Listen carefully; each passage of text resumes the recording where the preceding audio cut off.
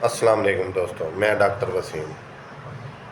ते अज का विलाग मौसम के हिसाब नाल है जिहड़ा अजकल मौसम चलता पाया।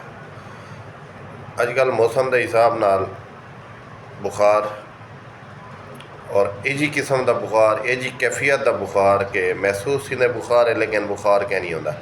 जिसम दर्द, पेटे दर्द, मोशन, उल्टी अचानक शुरू थी वेंदी है।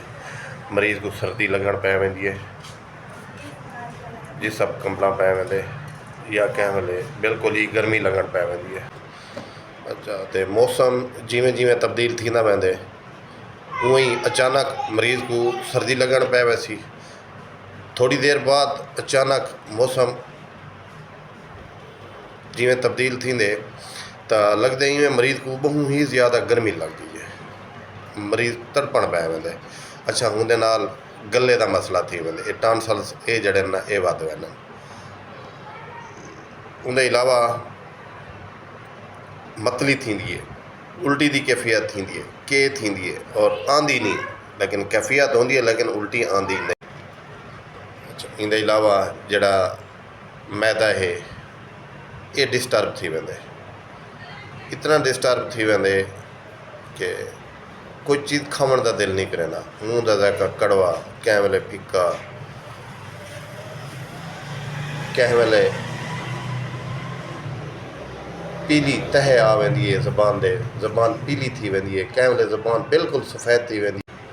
अच्छा, हिंदे नाल नाल जिगर का भी मसला थी वेंदे, जिगर भी अपना तवाज़न बरकरार नहीं रख सकता, वो भी बिगड़ वेंदे। अच्छा, इन एडू कैफियत मिल वजन ना वल तकरीबन चांस बन वैन टाईफाइड दे।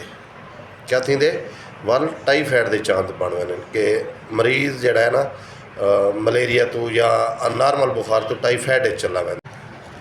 अच्छा, इन्हीं के अलावा बाद औकात अखियों जलन शुरू थी वेंदी है, अखें जिमें खारिश नहीं होंदी वो खारिश नुमा कैफियत पैदा थी वेंदी है। अच्छा, उनके अलावा थकावट महसूस थी है, कमज़ोरी महसूस थी है, चलन फिरन का दिल नहीं करेंदा। अगर थोड़ा जहा कम कर गिनूँ तो इवें लगदे कि मैं बस ढै पोसां, चक्कर आवन पै वेंदे। तो हिंदे अलावा अगर बह गया से तो वल उठी जाता, रू नहीं करेंदा। अगर उठी नहीं आए तो वल 5 मिनट लग वैन उठींदे उठींदे। दिल करेंदे कि कोई आदे नाल सहारा बन दे, मेरे को उठावे पकड़े दे मेरे को।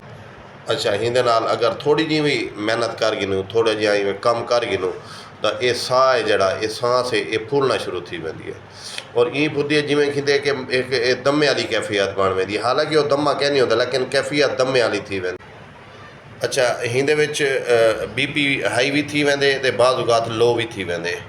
ये BP दियां भी दुहें कंडीशन होंदियां पियां, कैं वेले हाई थी वेंदे, कैं वेले लो थी वेंदे। अगर ये सारियां कैफियत तुहाडे अंदर हैं या हिंदे नाल मिलदियां जुलदियां हैं, कोई 1 2 3 हैं तो हिकू हल्का ना गिनो, हिकू ओ ना आखो जो अज नहीं तो कल देखसूँ। फौरन अपने करीबी डॉक्टर को वजो, अपना मुआयना कराओ तो अपना इलाज करवाओ। अल्लाह ताला तुहानू सेहत देवे, अल्लाह ताला तुहाडे उत्ते अपना रहम करे। आमीन सुम्मा आमीन। वालेकुम अस्सलाम वालेकुम।